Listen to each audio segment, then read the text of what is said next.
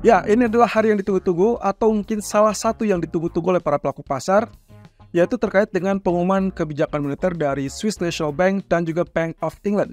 Kenapa ini menjadi penting? Karena salah satu dari mereka kemungkinan akan menjadikan clue ataupun petunjuk tambahan atau lebih tepatnya desakan tambahan untuk Federal Reserve di pertemuan mendatang.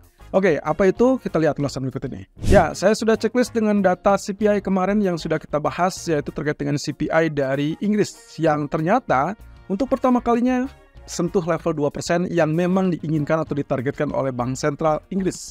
Tapi masalahnya, apakah ini akan menjadi sesuatu hal yang berguna untuk pertemuan nanti sore? Kurang lebih, BOE diperkirakan akan mempertahankan suku bunga, sementara inflasinya sebetulnya sudah mendapatkan arah yang jelas bahwa dia sudah turun ke 2,0%. Nah, sementara itu, yang juga tak kalah penting adalah berita tadi pagi kita juga dapatkan dari PBOC atau People Bank of China. Sebetulnya ini bukan berita baru karena persis dengan apa yang pernah kita berkali-kali ulas. Kalau misalkan di setiap bulannya dengan tanggal 15 dan 20 itu adalah pengumuman suku bunga dari Bank Sentral China yaitu PBOC. Ya, kita kemarin sudah dapatkan, kebetulan di tanggal 15-nya adalah libur sehingga pengumuman tersebut dilakukan di tanggal 17 Juni. Yang hari Senin kemarin ternyata PBOC mempertahankan suku bunga medium term lending facility, artinya suku bunga pinjaman jangka menengah 1 tahun di angka 2,5%. Nah, satu sisi keputusan mempertahankan MLF tersebut tentunya berimbas kepada LPR atau Loan Prime Rate, suku bunga pinjaman utama, yang juga diumumkan hanya 5 kali atau 5 hari berselang. Nah, kebetulan tadi pagi ternyata LPR 1 ataupun 5 tahun tetap dipertahankan dan tidak ada perubahan sama sekali, padahal market ya bisa dibilang mereka sangat berharap terjadinya pemangkasan tambahan sebagai bentuk konfirmasi, yaitu stimulus moneter. Nah, sementara apakah ini berarti gejala bahwa tidak ada stimulus lagi dari PBOC ataupun Bank Sentral? Kelihatannya tidak. Kalau Anda lihat di 1 atau 2 bulan terakhir, kita sudah mendapatkan tambahan pengumuman yang cukup bagus, yaitu kaitannya dengan diturunkannya suku bunga kredit. Jadi itu sebetulnya sudah dalam bentuk stimulus yang bisa dibilang berjenjang. Jadi yang kita akan harapkan atau market harapkan berikutnya adalah pemangkasan RRR atau Reserve Requirement Ratio yang diperkirakan menurut beberapa analis kemungkinan baru bisa terjadi di pertengahan tahun, artinya semester kedua tahun 2024. Dan inilah yang juga kemungkinan akan didorong atau mungkin akan terjadi menjelang atau mungkin setelah terjadinya pertemuan tingkat tinggi para pemimpin negeri tersebut yang akan dilakukan di bulan Juli. Jadi sebetulnya bahan bakar untuk Hang Seng tidak habis begitu saja. Justru ini adalah kesempatan yang cukup bagus karena sinyal-sinyal berikutnya mungkin akan tidak terduga, yang di awal kemungkinannya adalah triple R terlebih dulu, barulah menyesuaikan dengan LPR ataupun MLF. Nah, sementara kalau kita kaitkan dengan pengumuman SNB ataupun Bank of England, ada 2 hal yang mungkin harus kita pilah terlebih dulu terkait dengan SNB ataupun Bank of England. Oke, kita lihat dari SNB terlebih dulu. Swiss National Bank akan mengumumkan kebijakannya di jam 14.30 siang ini. Sementara kalau kita lihat previous ataupun pertemuan sebelumnya, di tanggal 21 Maret yang lalu, mereka mengumumkan secara tidak terduga, secara mengejutkan, melakukan pemangkasan 25 basis point. Dan itu membuat suku bunga mereka saat ini berada di 1,5% dari sebelumnya 1,75%. Satu hal itu adalah kejutan, karena beberapa ekonom atau bahkan para pelaku pasar tadinya memperkirakan mereka tidak akan melakukan pemangkasan tersebut dan malah memperkirakan baru akan melakukannya di bulan Juni. Tapi siapa tahu ternyata mereka tak menduga SNB atau Swiss National Bank secara tidak terduga melakukan pemangkasan lebih cepat dari yang mereka perkirakan, dan itulah yang dilakukan di tanggal 21 Maret yang lalu. Nah, satu sisi ini menjadikan bank sentral tersebut sebagai bank sentral pertama yang melakukan pemangkasan di tahun 2024. Nah, sementara sisi lain Bank of England yang baru akan mengumumkannya di jam 18.00, mereka diperkirakan akan cenderung tetap, teman-teman. Jadi fokusnya bukan lagi kepada suku bunganya karena dipastikan akan tetap, melainkan kepada apa yang akan mereka rencanakan di pertemuan berikutnya, entah Agustus, entah September. Nah, satu sisi, inflasi kemarin sudah terlihat di angka 2,0%. Harusnya ini menjadi sinyal yang cukup bagus bagi bank sentral untuk segera melakukan penyesuaian suku bunga ataupun kebijakan moneter, yaitu dengan cara memangkas suku bunga. Sayangnya, hal ini kayaknya tidak akan terjadi untuk hari ini ataupun di bulan Juni.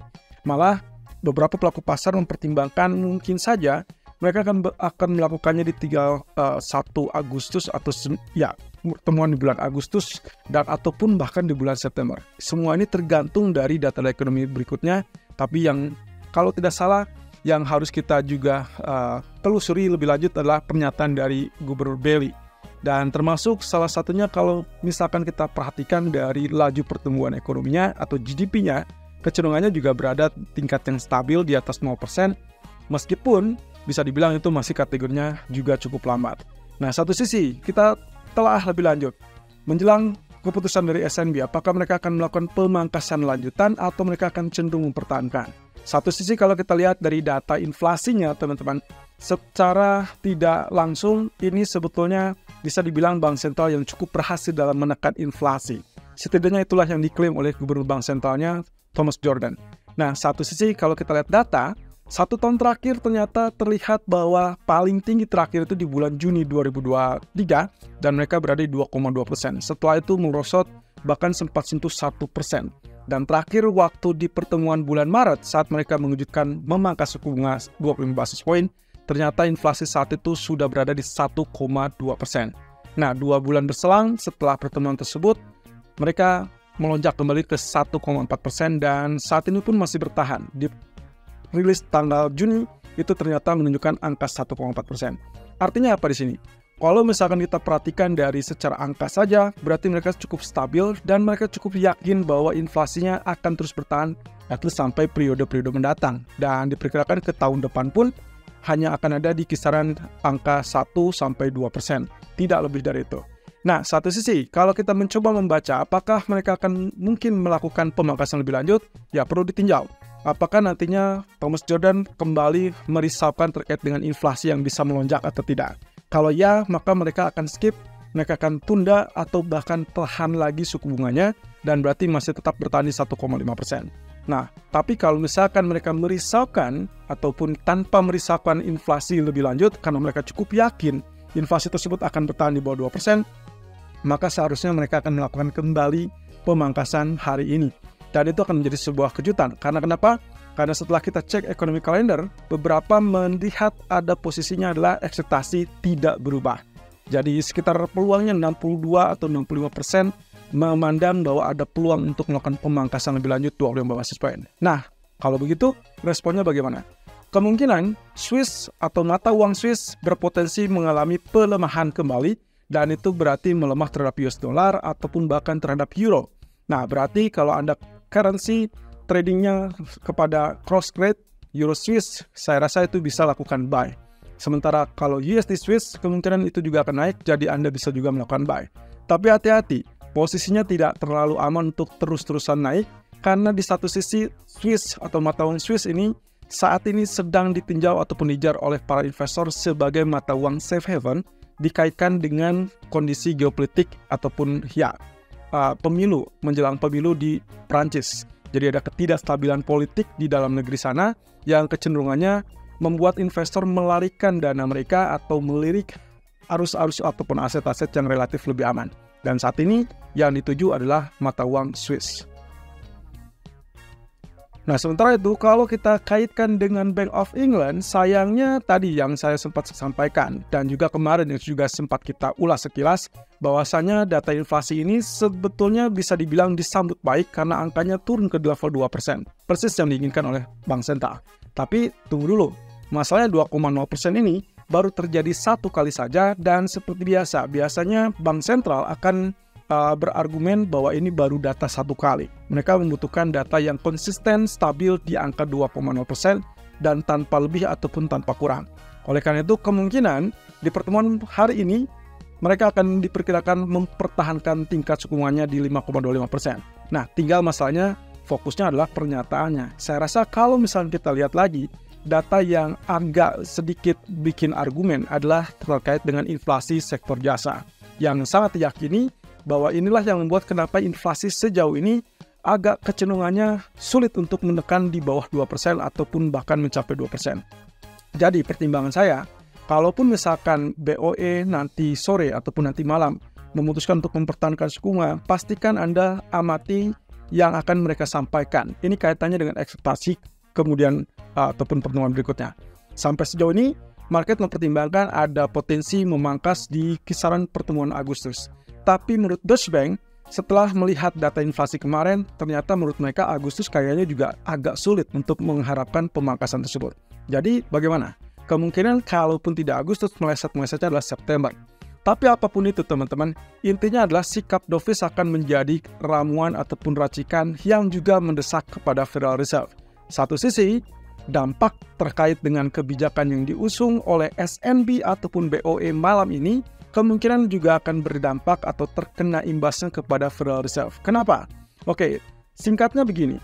Kalau misalkan salah satu bank sentral sudah mulai melakukan pemangkasan suku bunga, kemudian memicu bank sentral lain melakukan pemangkasan suku bunga, itu berarti mereka tidak sendirian dan juga kecenderungan bahwa iklimnya kondusif. Secara ekonomi, secara inflasi yang mereka targetkan juga kecenderungannya menunjukkan angka tersebut.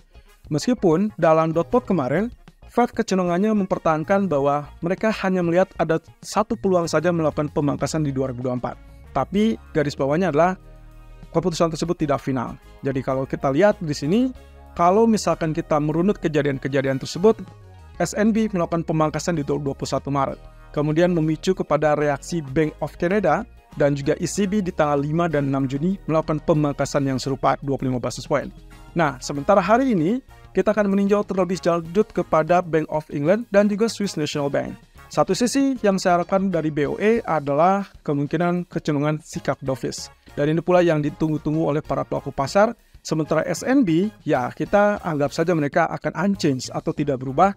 Tapi kalau misalkan ternyata mereka lanjutkan siklus pemangkasan ini, maka tekanannya akan semakin double combo untuk Federal Reserve. Artinya di sini akan terjadi desakan untuk Federal Reserve mempertimbangkan ulang dan juga menghitung ulang atau adjust ulang terkait dengan sikap kebijakan mereka.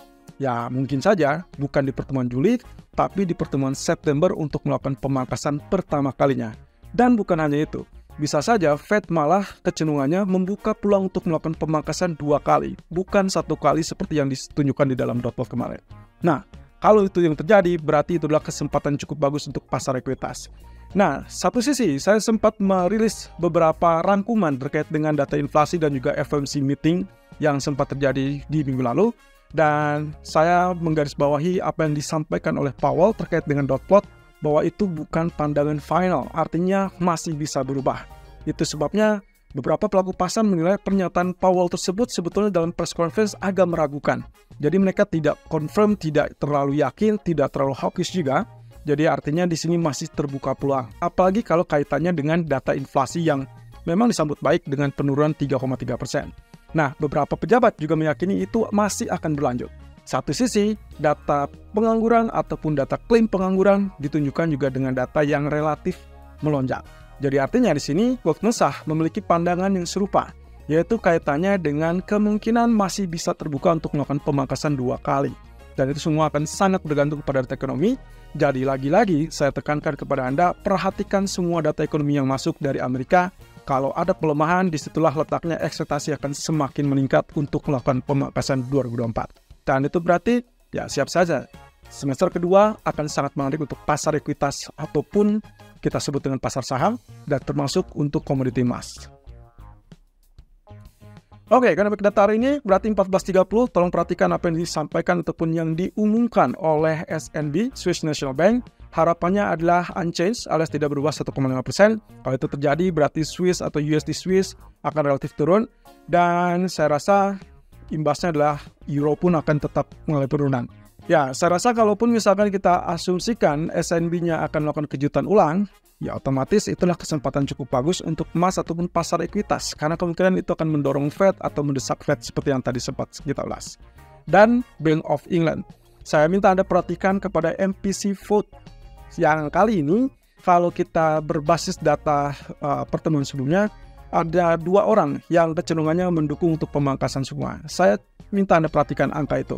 Kalau melonjak ke angka 3, berarti kita bisa mendapatkan sikap dovish dari Bank of England. Dan itu berarti pound sterling saya rasa bisa sell. Tapi kalau misalkan ternyata angkanya kembali turun di bawah 2, anggaplah 1 orang, atau bahkan sama sekali tidak ada yang mendukung terkait dengan pemangkasan suku bunga, which is impossible, berarti kita akan dapatkan penguatan pound sterling. Nah, itu berarti sebetulnya US dollar dalam faktor tekanan. Tapi hati-hati, karena di malam hari kita juga akan melihat data seperti indeks manufaktur dari Philadelphia Fed dan juga initial jobs claim. Yang saya harapkan initial jobs claim kali ini tetap bertahan di atas 220.000. Angka kunci bagi saya adalah 220.000. Selama dia tetap bertahan, mau itu turun di bawah 235 ataupun atas 235, yang terpenting dia tetap bertahan di atas 220. Kenapa? Karena dengan angka itu berarti kita melihat adanya lonjakan ataupun siklus lonjakan dari tren pengangguran. Dan itu berarti positif untuk harapan suku bunga ataupun pemangkasan suku bunga. Tapi yang tidak saya sukai adalah tiba-tiba melonjak ataupun turun drastis di bawah 215. Itu akan serta-merta mendorong US dollar sangat kuat dan berarti imbasnya adalah emas akan kembali tertekan. Termasuk mungkin saya rasa pasar saham pun bisa kembali tertekan.